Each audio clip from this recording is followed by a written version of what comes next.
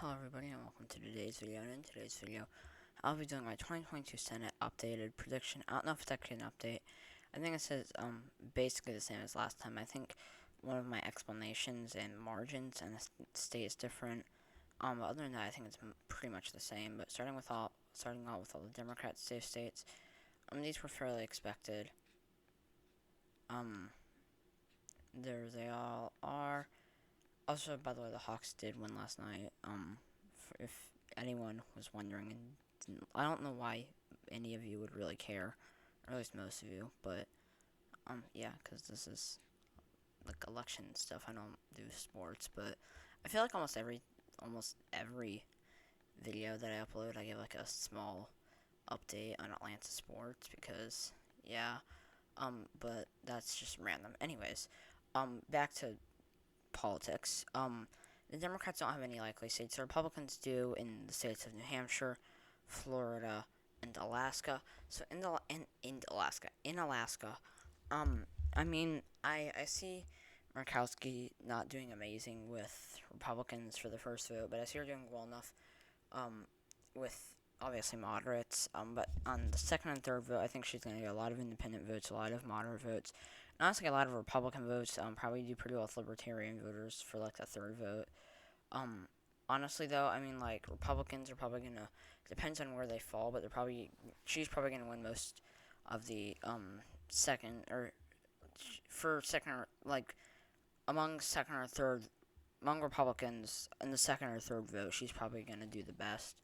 Or get the majority of the Republican vote in second or third votes.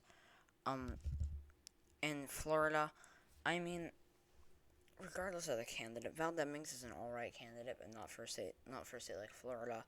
Stephanie Murphy is also alright, but Marco Rubio is too strong. He has too much Hispanic Latino appeal, and he has too much appeal in the suburbs.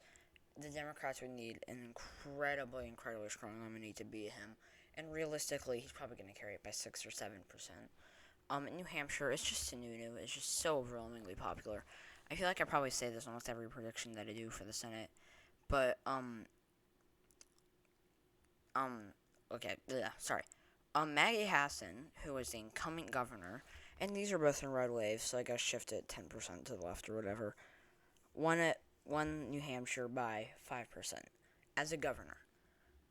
Kelly Ayo won it by 30% as a senator. So Hassan won New Hampshire by significantly less as a governor than Kelly Ayo, yet she still went on to win the seat.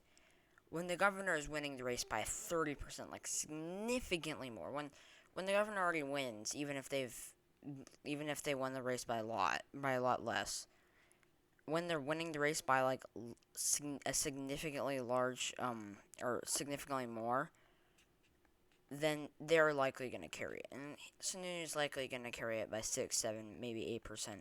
It's going to be a pretty large margin of victory for Sununu. For the Democrats' swing states, they get Nevada, Arizona. Arizona depends on the nominee. It honestly could be tilting or depending on the nominees. And that is it. Whereas the Republicans get Missouri and Ohio. So in Nevada, Catherine Cortez Masto is too strong. She's going to do pretty well with the Hispanic Latino vote. She's going to do decent enough with the white rural vote. I don't see her losing Washoe County again. That's unrealistic.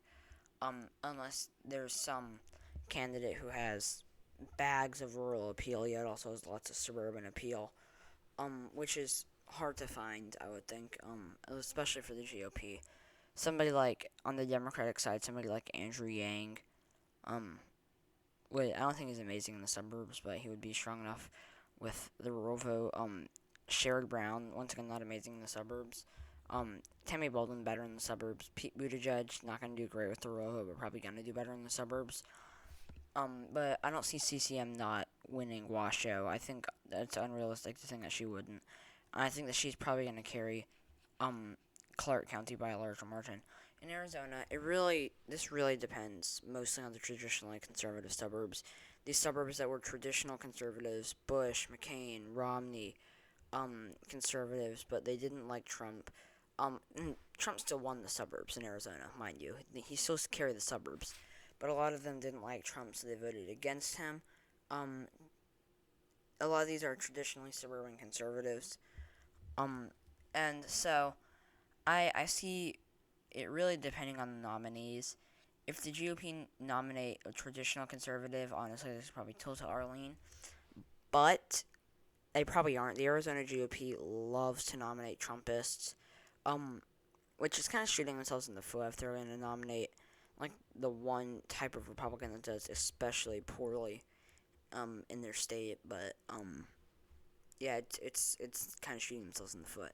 But they really do like to nominate Trumpists, and especially as someone who's as strong in the suburbs as Mark Kelly is, he's probably going to carry the state. In Missouri, Lucas Kuntz is a really great nominee for the Democratic Party. I think he's the type of nominee that's gonna a Democrat that's gonna be able to lose a typically R plus 15 state by like R plus 6 to R plus like 3 to R plus maybe 7 on the high end. Whereas Eric Reitens is the type of Republican that's so bad that an R plus 15 state could move down to R plus 3 to R plus 7. And when you have a phenomenal Democrat plus a terrible Republican candidate, like in terms of their electoral strength, this race will likely be competitive. It'll likely be one of the most competitive races. It'll probably be significantly more competitive than a lot of other races. It's gonna be a lot more competitive than others would think. I would think that there is a very good chance that Missouri, I would maybe even say more likely than not that Missouri votes or is a narrower margin of victory than the state of Arizona. It's very realistic. I see it definitely being a possibility if Kuntz and Greens are the nominee. And I don't know that there's going to be a scenario in which they aren't the nominees. In Ohio, kind of depends on the GOP nominee, depends on the strength of the real voters and with the working class. I just find Tim Ryan to be so strong with the working class that it'll probably be like R plus 4. High end of lean, high end of lean. If the GOP nominates like a really bad rural candidate who's like no appeal to the working class, but also it's like awful appeal in the suburbs, this honestly could be like tilt D. But I just don't see the GOP nominating such a poor candidate. Um, and for the fourth tilt states, Wisconsin, Pennsylvania could be lean, and then North Carolina goes to the GOP. North Carolina could be lean, and honestly, so could Georgia. Honestly, these two should probably be lean. I have reasons for why North Carolina might not be. Pennsylvania, it's like a 51-49 split between being lean and tilt. So I'm going to give it to them lean, but it's going to be hardly lean. In Wisconsin, the thing is, I mean, with Ron Johnson, he's an awful candidate. He's too Trumpist to have appeal in the suburbs. He has like no appeal to the WoW counties. He's too establishmentarian to have any appeal to the working class. And I think he has some appeal to the rural vote, but I still think that his ability to turn out the rural base is very limited. I think he can only do so much, and he's going to turn out significantly less rural voters than Trump ever would have. It's going to be really awful for him. Sarah Godlewski is strong in the suburbs. She has appeal to the working class. I think she will probably carry this race by like a half percentage point, realistically. If Johnson doesn't run, which it's unlikely that he doesn't, it really depends on the GOP nominee. If they nominate somebody with strong working class appeal, it could be, it really depends on their appeal in the suburbs, and if they can do well enough in the suburbs against somebody like Godlewski and do well enough for the working class. But this race could very well end up being a toss-up, and I would probably label it as tilt R just because I think that in the Senate it would probably have a Republican lean. But with Ron Johnson currently still looking like he's going to be the nominee, unless there's something that's come out. I don't think anything's come out about him like not running yet. Like obviously there's rumors about him not running, but not as far as I'm aware. He hasn't said that he's not going to run yet. But so far I'm going to label this tilt D. Once again, if the GOP doesn't nominate Johnson, probably tilt R. Pennsylvania, Fetterman's big problem will be turning out the black vote in Philadelphia. That's gonna be like his big problem. I think that especially against somebody like Ryan Costello or Ryan Costello. I just blanked on his name. I'm not certain if it's Costello or what. I'm gonna go look that up. Sorry, for some reason I just completely forgot if his name was Costello or Costellos or whatever. I'm not even certain. I just forgot. It's just weird because I mentioned him in like almost every one of these videos that I've done for like probably like the last 2 months or so. Maybe even 3 months. So that's a bit strange. But regardless, Costello. I mean, like, I don't see him honestly at this point. I think that Costello. As far as I'm aware, actually, I'm gonna go double check who's started running. Sorry about that. I wanted to go double check who's announced. I haven't been keeping up with the Senate race or a lot of these Senate races I probably should have. I've largely been out of electoral news recently.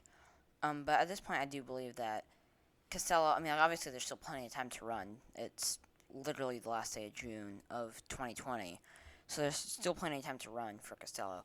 But I think if he were to run, his main problem would be, well, first off, I don't think he has enough appeal to the rural base, but I also don't think he can do well enough with the working class, whereas Fetterman would thrive with the working class. He's a phenomenal working class candidate. Costello, I think, would do better in Philadelphia, just because I see him doing better in the suburbs, and Fetterman not being very, very strong in Philly, like with the black vote, which is gonna be very problematic for him. But I still think overall, even against a strong Republican for the rural vote, it's gonna be tilt, but it's gonna go to him just because he has enough appeal to the rural vote, or to the rural base, and he has enough appeal. He has enough appeal to the working class. Georgia, I mean, like, Herschel Walker is a phenomenal nominee. I don't see him doing very well with the rural vote. I mean, like, obviously he's gonna do well, but I don't see him doing as well as Trump did. He's not gonna do very well in the suburbs. I don't see him doing great with the black vote, and I don't see him doing amazing in Atlanta. Whereas I think that Warnock would do very, very well in Atlanta. Do very well with the black vote. Shift the suburbs even more to the left. Or continue to shift them to the left. To say it as if they went blue in 2020. And North Carolina, I mean, like, in North Carolina, I see Ted Budd realistically probably being the nominee with the Trump endorsement in the GOP. That's basically it. So he's essentially the nominee at this point. Pat McCrory, maybe. If Pat McCrory ends up being the nominee, then this I was gonna say the ship has sailed. Which I was gonna say that a minute ago about Costello, and I was like, wait, no, it's June. And I guess I've just been thinking about that phrase, so however that would make sense right there. No, I mean, like, if McCrory is nominee and Beasley is nominee, yeah, I guess the ship has kind of sailed. It's basically, a done deal, and the GOP are practically gonna lose. Ted Budd, though, I mean, like, I think that Beasley's weakest strength, what am I even talking about? I think that the area where she's least strong, in North Carolina, obviously the rural vote, but where she's gonna, like, what the area that I think she'd need to do well in, that Ted Budd might be able to, like, the area where Budd is gonna do significantly better than McCrory, which, if this demographic, if McCrory had done better with this demographic, I would say that he's probably gonna beat Beasley, but he's not. Beasley's not phenomenal with this demographic, but she's better than McCrory probably. Somebody like Ted Budd has the appeal. This demographic is the working class. I just don't see Beasley having enough appeal. I think that Budd's can do phenomenally with the working class, and I really see someone like Budd being able to turn out the rural base in massive numbers. I do see it shifting from that, like, 1.5% margin of victory, just since he's not going to be able to turn out as much of the rural base as Trump, and Beasley is stronger with the black vote than Biden.